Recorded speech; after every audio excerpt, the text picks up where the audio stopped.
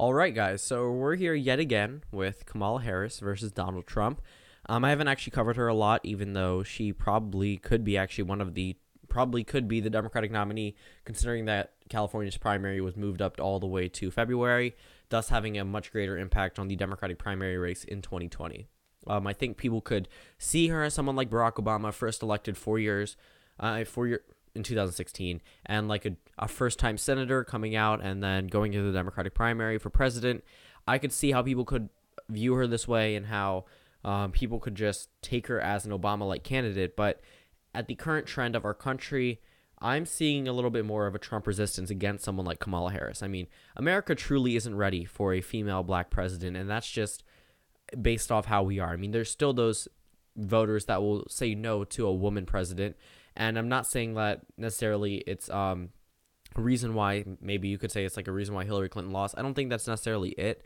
I just don't think that there are sexist voters. That's undeniable. You can't say that America isn't completely not racist or not sexist, because there are small parts of the country that still are, and it's really sad. But I mean, in general, Kamala Harris being an African American woman, that may seem like a powerhouse on a ticket, but with someone like her, how Republicans have been constantly berating her and how the alt-right media has been portraying her in such a negative way, I think that might have an impact. Whether or not it's true or not, I think it will still have an impact on the American people, which is why I think her chances are getting very narrow for the Democratic primary and the 2020 election.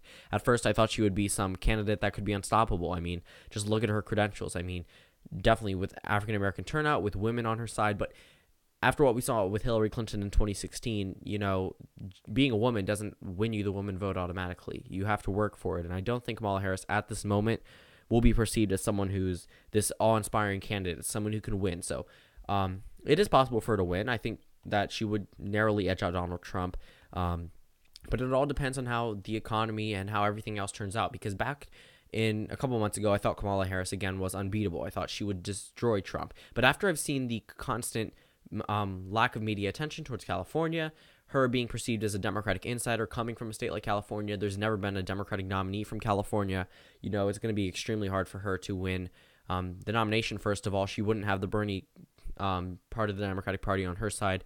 And come the 2020 election, I think we could see a repeat of what happened in 2016. Everyone expected Trump to lose, and they were like, how could a woman like this lose? And I mean, it's possible for her to lose, but at this moment, I think she still narrowly edges out Trump. So we're going to go through that map, but it's not going to be some landslide like you might think. So I don't think she'll become competitive in states like Arizona. I think predominantly heavy African-American population states could become close, or states like Georgia, states like North Carolina. But I'm going to see how this map turns out. So it pretty much starts out like every other video. We fill in the safe states. Sooner or later, that Texas thing is going to be not safe for various reasons.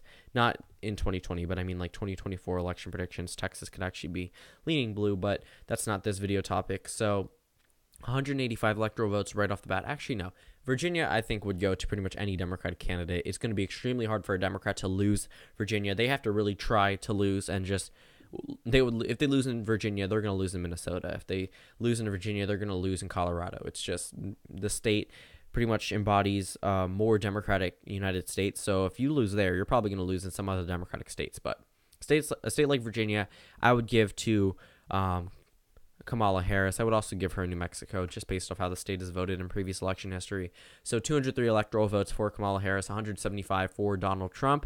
Now, where can Trump or Harris expand their lead? Well, first of all, I think Harris would pretty much carry Nevada and Colorado. I mean, Hillary Clinton did it. I think Kamala would do pretty well in Nevada compared to where Hillary Clinton was, just based off the fact that she does know the land a little bit better, being able to appeal to them a little bit more. And over in Colorado, it's a predominantly Democratic state, and I think that although Latinos definitely do make up a considerable portion of the population in Colorado, I still think that extended African American turnout would help Kamala Harris in this situation. But for the state like Iowa and Ohio, I still see these holding on to the Trump column.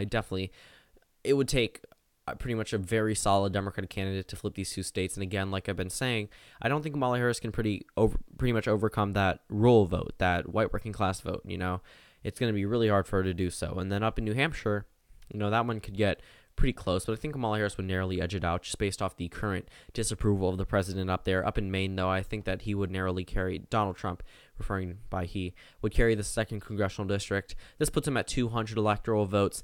Now, what we saw in Wisconsin this past week was something that I really did not expect it. I thought the conservative judge would actually narrowly edge it out because I didn't think Wisconsin was as affected as states like Florida, North Carolina, Virginia, states that Trump was either competitive in or won, and are swing states where his approval rating is a bit dropping. But Wisconsin, it's turning the tides towards the Democratic Party. We saw it in the Pennsylvania special election as well. So I'm going to give both Pennsylvania and Wisconsin to the Democrats. I think that Kamala Harris will narrowly edge that out. I also think she'll carry Michigan because I think that Michigan is a pretty Democratic state. It's going to be hard for her, but I think it is possible because it's going to be hard for her to win all 3 Rust Belt states. But we've seen the trend in Wisconsin. We've seen the trend in Pennsylvania. We're about to see the trend in Michigan, and we saw it in a few special elections.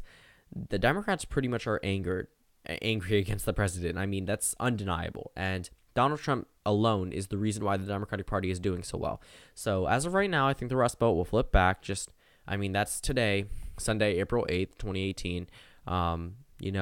Not necessarily going to be the most accurate come 2020. She may not even be the nominee. But as it stands today, I think that she would win the Rust Belt. And if the rest of the Rust Belt's going, so is Minnesota. I mean, that's pretty out there. A little bit more obvious than some other states. But down in Georgia, I think Trump could narrowly carry Georgia. Even though there's a heavy African-American population here, I think it could go back to Donald Trump. You've seen this in a number of my other videos, but it's pretty much going to turn out.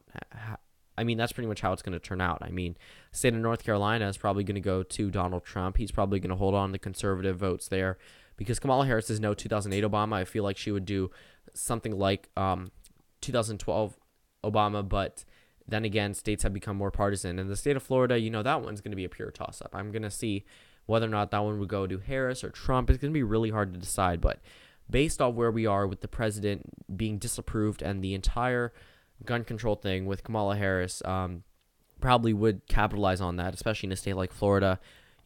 I'm seeing Florida narrowly go blue, but it could go red. If it goes red, she still wins, so it wouldn't really make a difference. But the state of Florida, as it stands today, could probably go blue. So final electoral map, 307 electoral votes for Kamala Harris. I think I've actually had her at 307 before, but in other instances, she was over 350. And Donald Trump at 231 electoral votes. Thank you guys for watching this video. Comment down suggestions below. If you have a Discord, the Discord link is in the description below. It probably will be in the next few videos. But again, thank you guys for watching this video, and I'll see you all tomorrow.